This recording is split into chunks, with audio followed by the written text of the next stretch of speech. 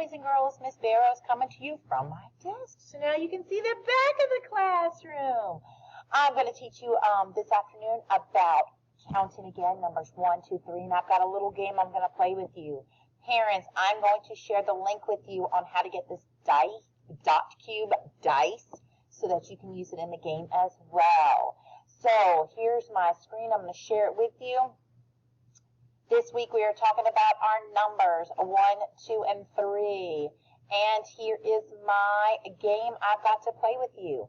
Now, this is the link I'm going to share with you. When you get to this link, it's called freeonline.dice.com. You're going to click the button, you're going to click the button asking how many sides do you want, and you want 3.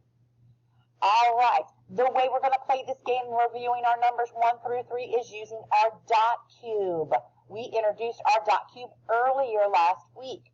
So I'm going to click on the dot cube, and it's going to roll, and what number pops up? Let's count them. 1, 2, 3. So I'm going to use my red chips on this screen and drag it over, covering the number 3. So now that number 3 is covered, that matches my dot cube.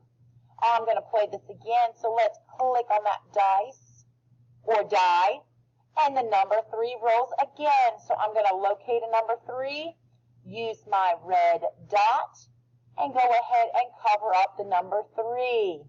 Now I'm going to keep playing this game until all of my numbers are covered up, and it's another way that we can make our numbers, the number 3, and our dot cubes come together to play a game.